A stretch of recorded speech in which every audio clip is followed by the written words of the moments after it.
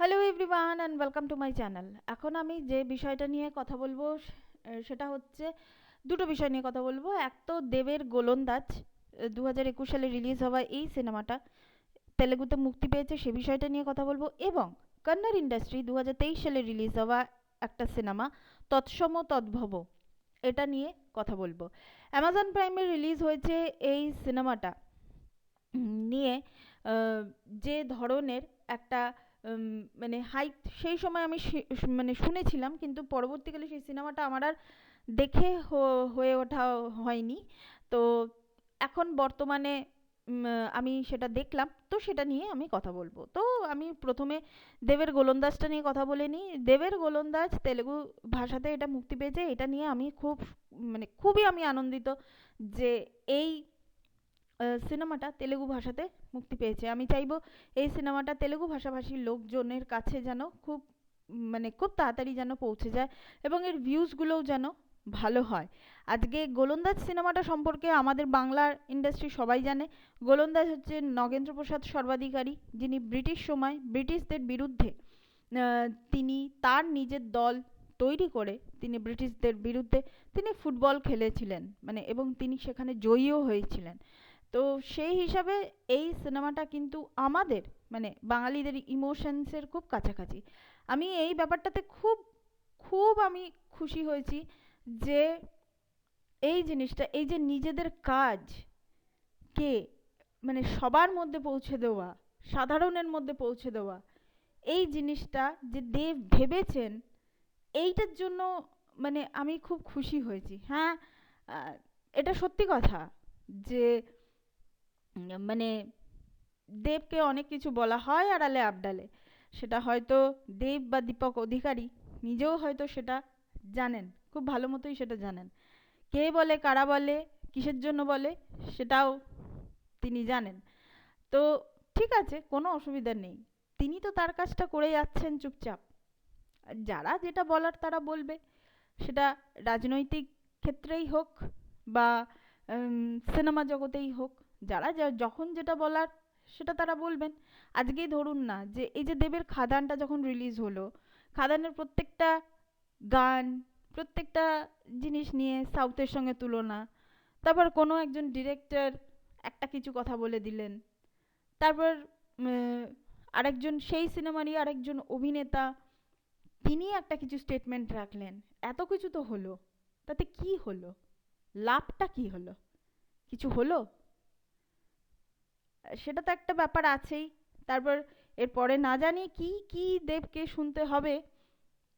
আমিও আছি, আমিও মানে আমি অ্যাজ অ্যান কন্টেন্ট ক্রিয়েটার আমিও দেখবো দেবকে কি কি শুনতে হয়। আমি মানে খাদান নিয়ে বা দেবকে নিয়ে কথা বলার আগে আমি একটা ভিডিও বানিয়েছিলাম যে কিছু মানুষ আছে তারা ঠিকই করে ফেলেছে যে দেখ, তোকে আমরা এইভাবেই অপমান করব, তোর কাজের মধ্যে আমরা এইভাবেই নাক গলাবো, তোর সঙ্গে আমরা এইরকমই আচরণ করব। তো ব্যাপারটা কি বলুন তো, ইনিশিয়াল স্টেজে সেটা মানে একটা মানুষকে ঘাবড়ে দেয়, কিন্তু তারপর তো জিনিসটা অভ্যাসে পরিণত হয়, অভ্যাস হয়ে যায় জিনিসটা।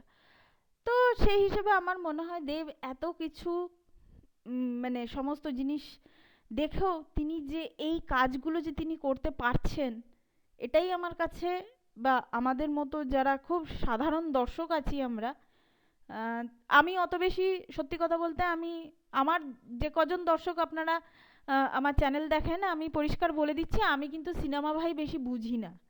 আমি না সিনেমা বুঝি, না ক্যামেরা বুঝি, না ডিরেকশন বুঝি, না স্ক্রিপ্ট বুঝি, না সিনেমাটোগ্রাফি বুঝি, না কালার গ্রেডিং বুঝি, কিচ্ছু বুঝি না। আমি খুব একজন সাধারণ একজন একজন কন্টেন্ট ক্রিয়েটার।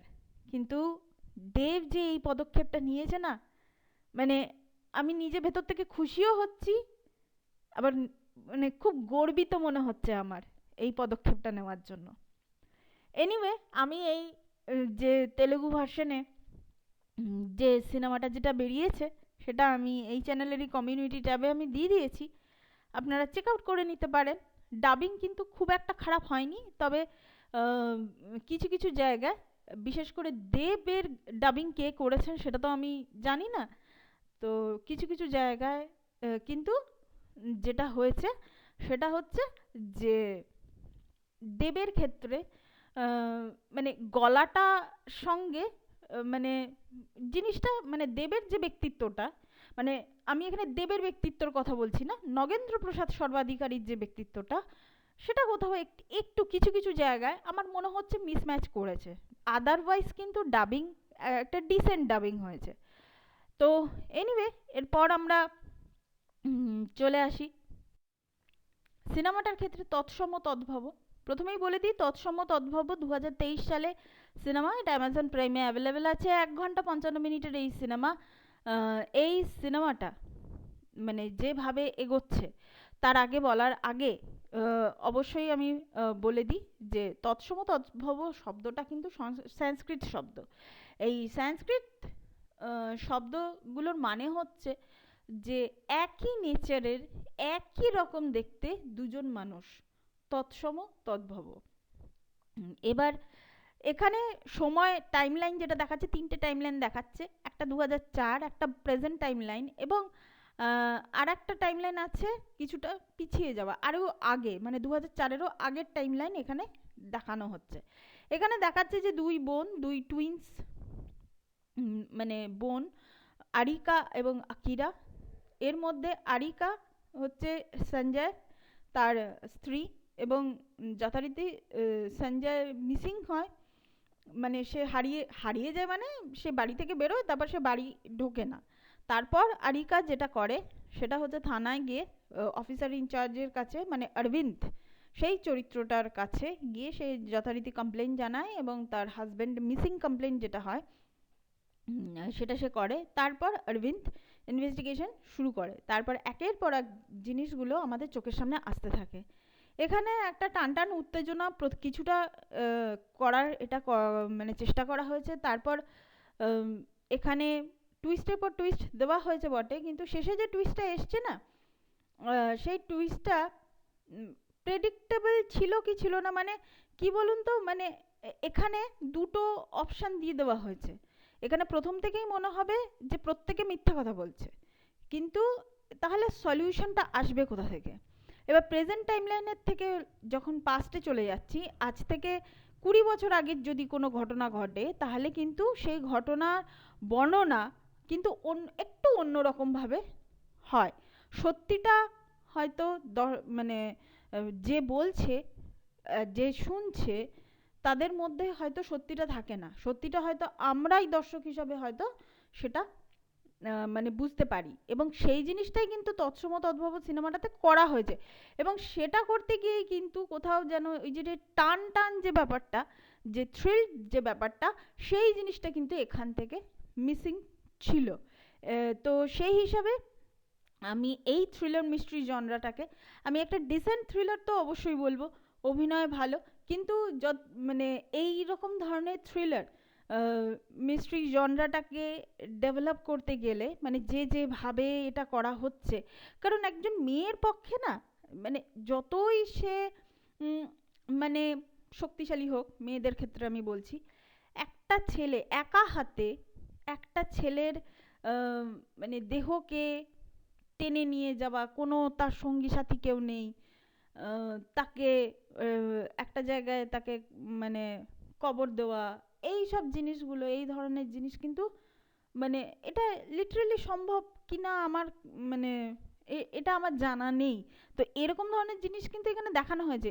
শুধু এইটা মানে কিছু কিছু জিনিস আছে যেটা লুফোলস আছে, কিন্তু তা বলে এটা নয় যে ডিরেক্টর যেটা ভেবেছেন সেটা আর কি ভুল, বা সেটা তিনি ভুলভাবে আমাদেরকে দেখিয়েছেন, সেটা কিন্তু নয়। এখানে ডিরেক্টর হলেন ভি আত্রেয়া ডিরেক্টর। তো তিনি যথেষ্ট ভালোভাবেই এটা আমাদের সামনে দেখানোর চেষ্টা করেছেন, কিন্তু তবুও কিছু কিছু এগুলো স্ক্রিন প্লের দোষ নয়, এগুলো হচ্ছে থিঙ্কিং, যেটা আমরা ভাবছি সেটা কি আদৌ সম্ভব না সম্ভব নয়।